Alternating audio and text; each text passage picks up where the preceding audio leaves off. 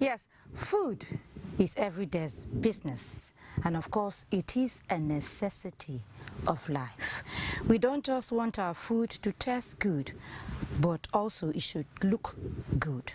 And as a result, producers and even sellers of various food items have resorted to deploying various means to make their food fresher, look attractive, and should stay less on the shelf. And of course, it has been observed that food items have been mixed with chemicals and given for public consumption, which have impact. And so on Midweek Connect on this Wednesday, 26th of February 2025, we will be looking at with food and what are the dangers. Welcome on board. I am Udwakobong Achibong. But let's begin with the tidbits. Ambitious reforms in the energy industry embarked upon by President Bola Tinubu administration has positioned Nigeria as a global energy powerhouse that is open for business. Living and stimulating economic growth. Unlocking the full potential of this great continent is an utmost priority for OPEC. Let's see how we can attract the requisite investments and solve that every domestic gas. The National Agency for the Prohibition of Trafficking in Persons, NAPTIP, has been interfacing with law enforcement officers in Edo State on possible ways to strengthen and protect victims of human trafficking in the state, and also prevent and prosecute traffickers. This was at the two-day awareness creation and prevention training for law enforcement agencies in Edo State. Where the Zonal Commander NAPTIP Agwavan Ganiu revealed that NAPTIP has in combating this SOM and TIP crime, we train officers to be able to differentiate a small boat migrant or a victim. So what we do is that we locate those joints, those cartels that supply drugs to these people, and try to arrest and apprehend them. If we are able to work as one in unity, we'll be able to achieve good results as regarding the prevention and protection for those being involved. Yes, this is Midweek Connect on NTA Benin. We now take a break and we return. There are some things you take that is the liver that we process it. There are some things you take that we process in the kidneys. So these are the things. Then there are some things you take, they go to the neuro centers and get stuck there and they remain there for a long time. So it depends on the type of chemical and the part of our body they act on. There are some you just take, they just get out quickly. There are some you take, they stay in your system for a long time. So it depends on the type of chemical that is used. And then various chemicals have their own characteristics too, and the kind of problems they also cause. There are some chemicals that you take that will trigger off mutations in the genes, which will result in cancer. There are some chemicals that you will take that will just cause immediate diarrhea, as it were, and then erode the lining of the intestine. They may not stay there to cause a long-term effect, as it were. But the ones that are really dangerous are those ones that our body retains and is there for a long time, and they begin to cause trouble. For how long can it stay in the body before it starts reacting in the body system? It depends on the chemical. That's what I was saying. It depends on the chemical. There are some chemicals, even lasting more than a week in your system is already a problem.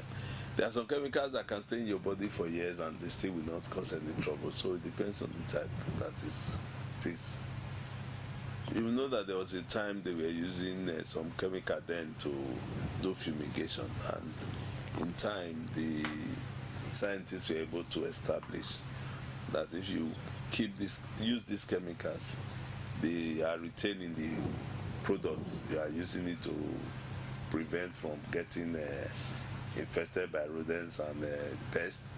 And when they get into your system, they become carcinogenic. And so some of those chemicals have been banned, but there are still some that are still there.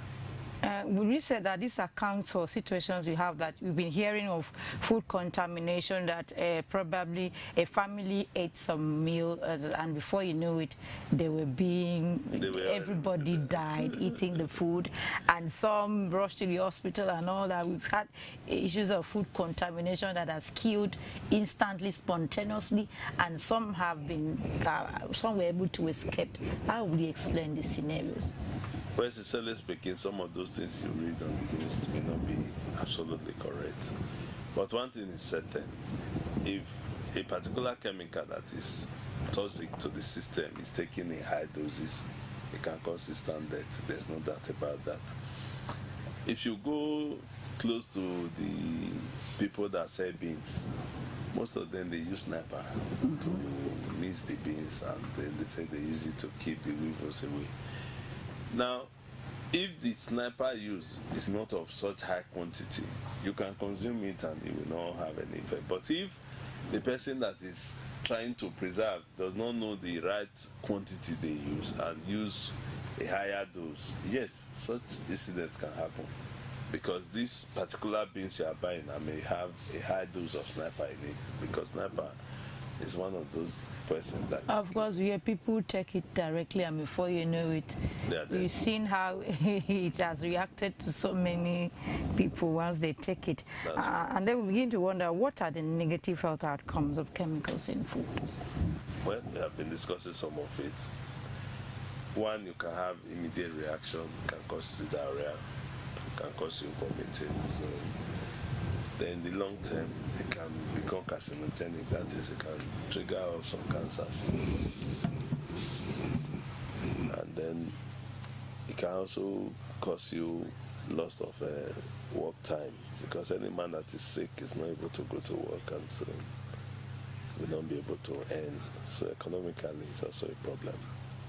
Yes, viewers, this is Midweek Connect, and you can always call in to share your thoughts and ask questions and contribute to the program. The number to call is 0703 695 7086. I repeat, 0703 695 7086. Is you expecting your call? Yes, doctor. I did listen to somebody said he said that diet is killing us and it is an emergency. Do you share in this concern?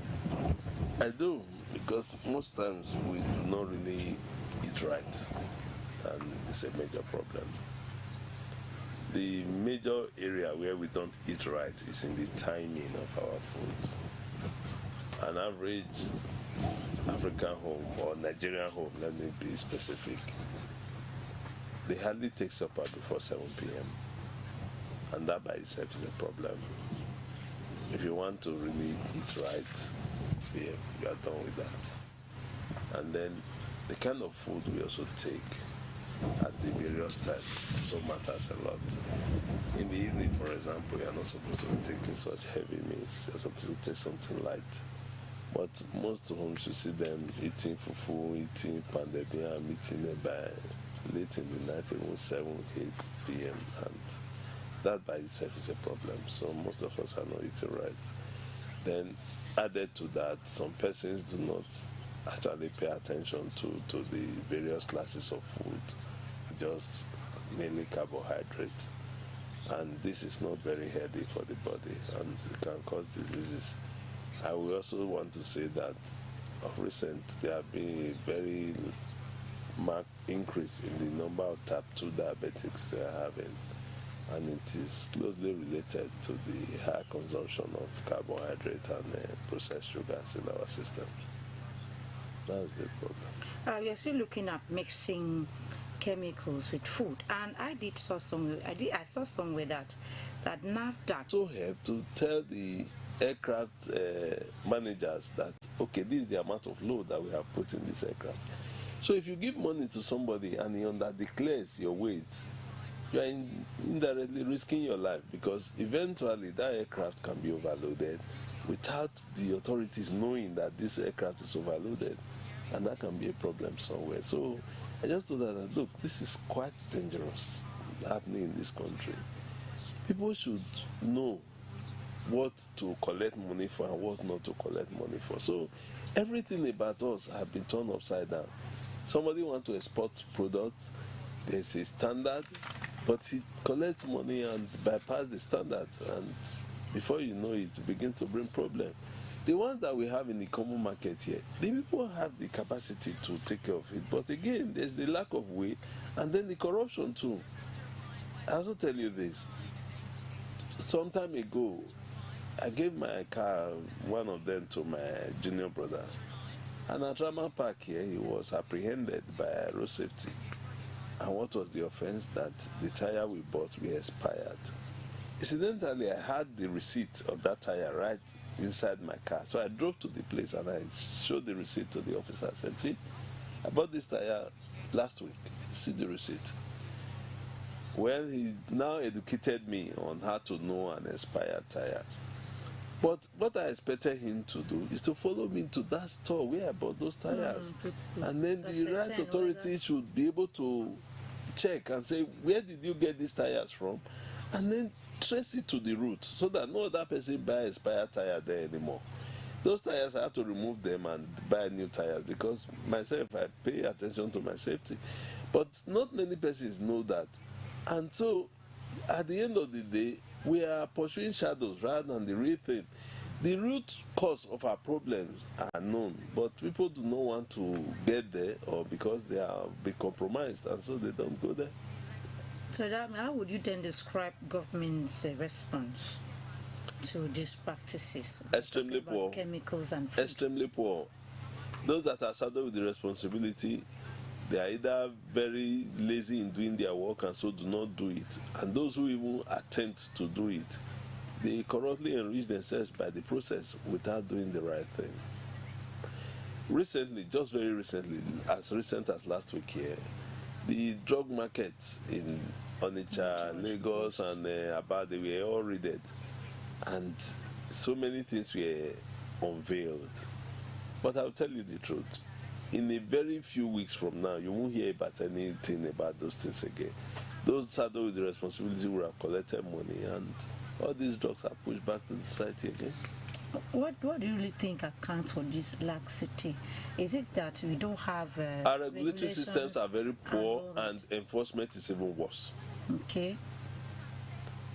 If you go to the UK, for example, not only can you not buy drugs over the counter, if you have a prescription, for example, I'm a doctor practicing in Benin here, I can't write a prescription for somebody living in Sokoto. For me to write a prescription for somebody living in Sokoto, I have to demonstrate that this was done by telemedicine. I must prove to the people there that this person couldn't access any other practitioner over there. That's why I have to rely on telemedicine for a doctor that's so far away to prescribe it. All this help to regulate the system. If you know that, oh, if I go to the chemist, I'm not going to be given any drug that is not prescribed, then you will follow the proper channel and you will get it prescribed. Now, the man who wants to insist on this standard eventually end up holding the wrong end of the stick. When I was growing up, there was a chemist in Benin here called Edo Welfare Chemist. That was the name of that chemist. They had a branch somewhere in Mission Road, and later they went to Kukro.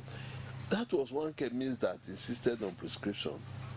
But compare it to all those ones that don't insist on prescription. Their development has been stunted. And those who don't insist on prescription, they move on. And they sell all sorts of things. So regulation is extremely poor. Until we come to that level where things are properly regulated, where nobody can really cut corners, then we are not ready yet.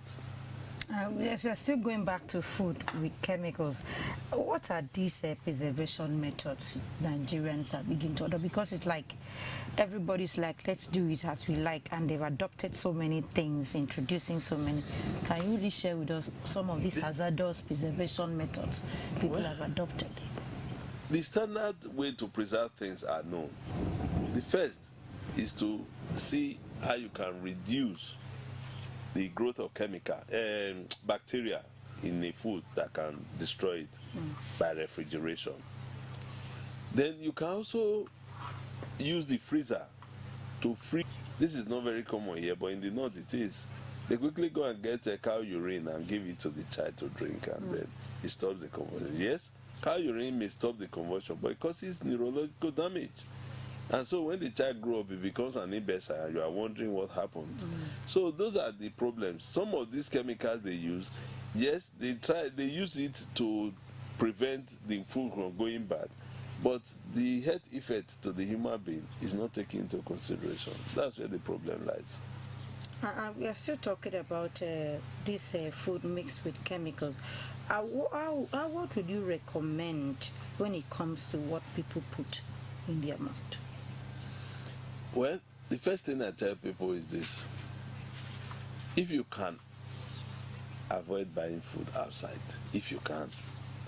It can be difficult, but if you can, that's the first line of action. The second line of action, which I also told us about just now, is try and buy food as close to the source as possible. Then thirdly, you should have reliable vendors who themselves also buy from reliable vendors. Because you may trust me, but the person I'm going to buy from, if I don't know him, I may buy nonsense, and then that will be it. So that's the first thing to do. And once you're able to do that, and you prepare your food yourself, then you can be very sure of what you are consuming. Other than that, you can never be sure of what you are consuming, because most of this food you even buy at eateries, some of them, even very big ones with big names, you'll be amazed at the things that go on there. And do you think the And so, regulation is key. If you make your report and the people do not go there, they do not investigate and really take proper action, not just going there and the people give them some money and they turn the blind eye, more bribe than any agency I can even think about. Have you had any cases? I've seen it many times. I can prove many if any person is doubting me. When you go on the highway, when they tell drivers bring your particulars, they put money inside and give to them. These things are all open. You can even video it from where you are sitting. So what I'm saying in effect is that when a system is corrupt from the top down, it's difficult to correct. If we are able to come up with sanctions even against all these regulators, you see, in China, for example, if you are given a task, maybe you are an architect, you design a structure. If that structure collapses, you know they can sentence you to death for a poor job, for risking the life of others, for killing people. But in Nigeria, we don't have such. In China, if you export substandard products and you are caught, they will kill you for it. It's a death sentence. But in this place, we do worse things and nobody cares about it.